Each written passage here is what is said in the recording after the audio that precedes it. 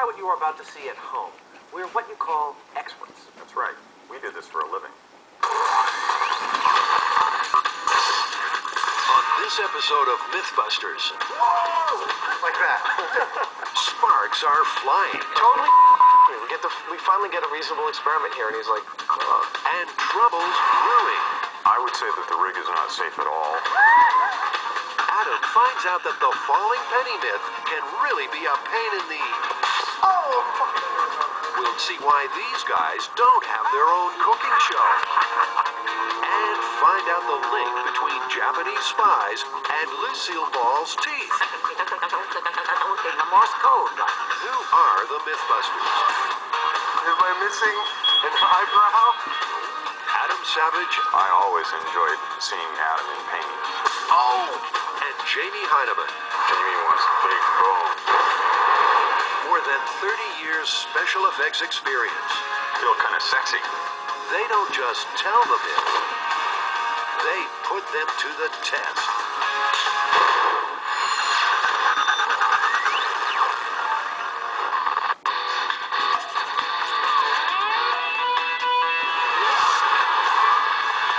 This myth originated in the Big Apple, atop an architectural icon, the Empire State Building.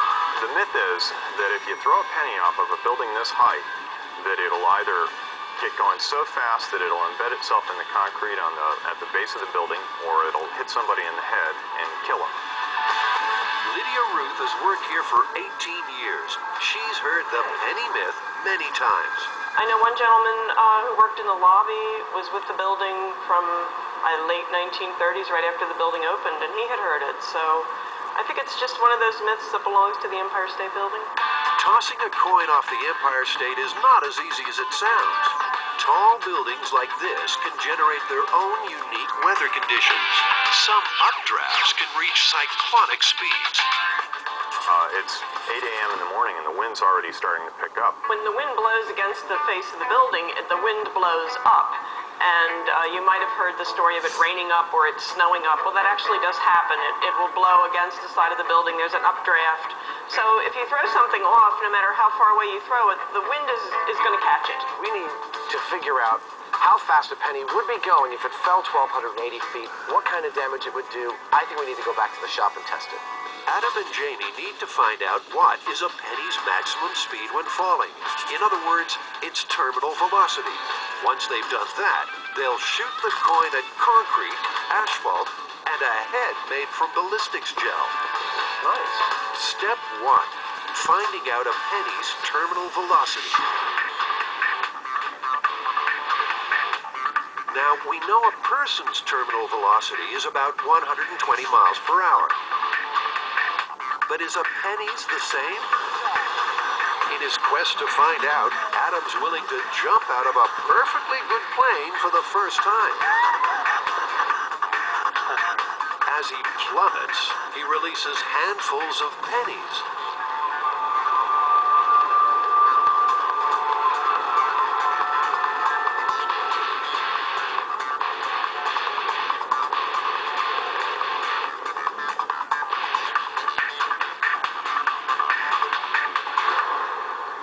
Well done. How'd it go? That was amazing. I mean, it's unlike anything I've ever tried before. You really should have done it. What'd the pennies do when you let them go? The pennies flew right out of my hands. I opened one hand and then the other, and the pennies just like shot out towards the sky. I want to do it again. That was awesome. The guys have seen complex equations that put a penny's top speed at somewhere between 35 and 65 miles per hour. I used to be able to juggle them.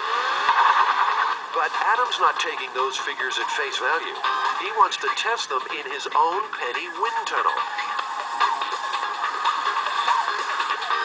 At the bottom, wind speed is clocked at 65 miles per hour. Holes in the tube allow the air to dissipate, so the speed at the top drops to 35 miles per hour. If the penny stays in the tube, then the equations are correct. Bingo! Adam's one happy Mythbuster. If only Jamie were as excited. This matches the math, the complex equations that we have showing the velocity. I think we should go for a worst case scenario, like 65 miles an hour. Okay, works for me. This is excited, Jamie? Yeah, this is We got a world first. It's going out on television that we did the experiment that showed exactly how fast a penny goes. No math, no ideas, no timing off a building. We got it right here in the lab. That's great. Good job. Totally me. We finally get a reasonable experiment here, and he's like, well, that's great. You know, it's like, what are you going to do? How are you going to please the guy? I don't consider it an enormous feat to be able to, elevate a penny in a wind chamber. On that note, the Mythbusters go their separate ways. Jamie's looking for a way to fire a penny at 65 miles per hour, while Adam begins work on the dummy head. I decided to use the staple gun because, when we're experimenting with things here in the shop, a lot of times I don't like to go through a whole elaborate process and days of machining something only to find that it was the wrong approach or didn't have the right speed. I like to kind of find something that will allow me to move into it quickly. To make the penny fit in the staple gun, Jamie lops a little off each side.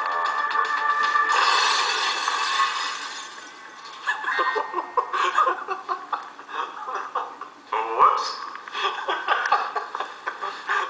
We should get out of here. That's mercury vapor there. Okay. Well, the good news is it works.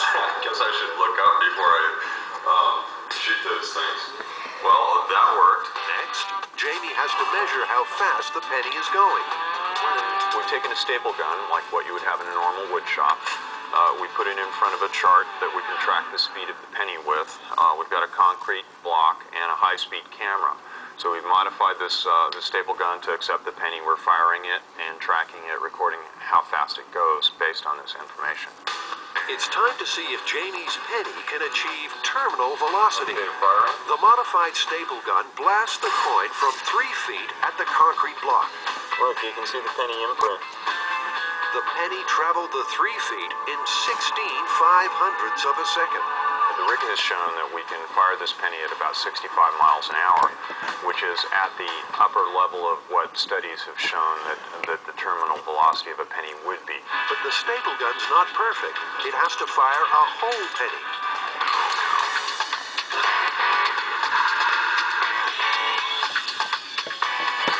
Well, it took relatively little work, and this is it's a high velocity penny shooter. Terminal velocity gun right here. Meanwhile, Adam's mood has changed dramatically. Screw. No, that's total wash. I'm going to argue against this. I don't have it today. I'm just going to get really frustrated. He's vacuum forming a mold to make the ballistics bust. It's a female skull, which is why I used the female head here. The skull is placed inside the mold, and ballistics gel poured in around it. When it sets, the gel has the same density and elasticity as human flesh, which is why the FBI uses it to test weapons. Screw. The mold has sprung a leak. Paper toweling and glue stem the tide of gel. Most coins thrown from the top of the Empire State Building don't get very far. They wind up here, just 5 stories down on the 81st floor. It proves one thing, though. A lot of people have heard the penny myth.